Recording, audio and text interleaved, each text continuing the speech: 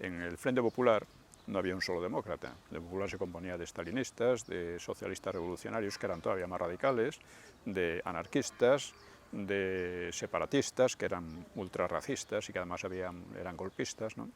Y el que parecía más moderado, que era el que menos pintaba, aunque lo ponían ahí como presidente, pero que él mismo se está quejando de que está como en una cárcel todo el tiempo, que es Azaña.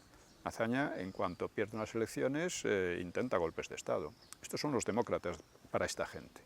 Y se identifican con ellos. A la Unión Soviética se le llamaba el país de la gran mentira. Yo creo que a la España actual se le puede llamar el país de la gran patraña, porque además ahí colaboran tanto la izquierda como la derecha. El PP es tan entusiasta como los otros. El que asesina directamente a Calvo Sotelo es un guardaespaldas de Prieto. Eso, en fin, no somos niños, es como querer hacer, te están diciendo, o sea, conocemos todos los datos básicos y que nos digan que no, que fue en fin, que se les calentó la cabeza en un momento dado. No, hombre, no, eso estaba preparado y yo imagino que Prieto era el que estaba detrás de esto, porque además el sumario fue robado precisamente por gente de Prieto.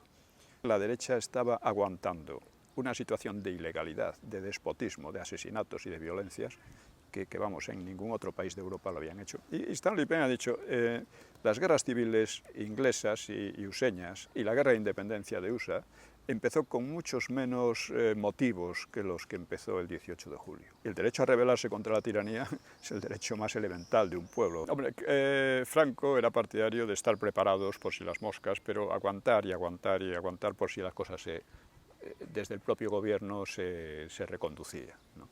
Pero el gobierno era un gobierno cómplice de toda la subversión que había, esa era la realidad. Franco no era falangista. Ellos pretenden que Franco se portaba como falangista cuando no era falangista. Franco apoyaba a la falange porque lo consideraba un movimiento positivo, patriota, etcétera, ¿no? Pero en ningún momento hizo de la falange el eje del régimen franquista. En realidad el franquismo se definió como católico, lo cual fue su perdición, pero bueno. El marxismo barato que ha habido siempre en España, el marxismo cañé, y me refiero a los intelectuales y profesores de universidad, es que da vergüenza leerlos, ¿eh? Para alguien que esté un poco enterado, da vergüenza. Este es el nivel que tenemos en España, pero mucho peor es la derecha. La derecha se calla, se asusta o colabora. Libertad intelectual en España hay mucha menos que en el franquismo, por lo menos en el franquismo que yo viví.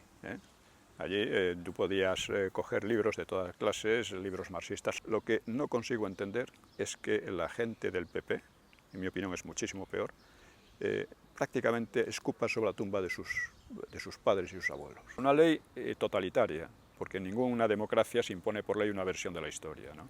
Una ley chequista, porque lo que hace es elevar como víctimas a los chequistas y asesinos y ponerlos al mismo nivel que los inocentes. Los cuatro partidos son zapateristas, ninguno pone en cuestión las leyes y las barbaridades que hizo Zapatero. Al contrario, parten de ahí. Unos quieren ir más lejos, como Podemos, otros se quedan un poco más cortos, no quieren llegar tan lejos, como el PP o el mismo PSOE incluso.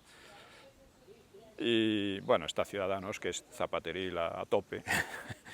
Ciudadanos es una especie de fraude, un poco como el PP, ¿no? Llevamos 40 años de embrutecimiento y una parte fundamental de ese embrutecimiento está en la falsificación de la historia. 40 años de falsificar la historia terminan embruteciendo a la gente. La transición se planteó bien, bastante bien, con Torcuato Fernández de Miranda, y Suárez fue quien la echó a perder. Realmente Suárez era un ignorante, él mismo se jactaba de su ignorancia, que ya hace falta, pero es así, se jactaba de no haber terminado nunca un libro. Sales de casa y ves anuncios en inglés por todas partes, el inglés que de manera ilegal, por ejemplo, es la señora esta del PP, ¿cómo se llama? Esperanza Aguirre, Hope Aguirre. Esta Hope pues ha puesto bilingüe la enseñanza pública. El español queda como un idioma familiar, prácticamente. Esa es la tendencia y la orientación, que poco a poco tratan de imponer. Eso es muy gracioso porque por una parte demuestra que la Unión Europea era una garantía para que continuara la colonia de Gibraltar, que además está justo en el centro mismo de nuestro eje defensivo y está en manos de un país que no es amigo nuestro. O sea, eso de que Inglaterra es un país amigo y aliado, o sea, la alianza es como la del lacayo con el amo. Un país que tiene una colonia en otro país no es amigo de ese país. Que me arrepienta o me deje de arrepentir o que me suba por las paredes, eso no va a cambiar absolutamente nada. Lo que trato es de exponer cómo fue y a ser posible explicar por qué. y eso es lo que tiene valor. Es un partido sin verdadero pensamiento, incoherente, que recoge cosillas de aquí y de allá, a ver si con ellos saca votos, por supuesto muy de extrema izquierda. Es un partido pues pro-castrista, pro-etarra, pro todo lo que vaya contra España y la democracia es lo que es. Y es peligroso porque le han dado muchísima cancha.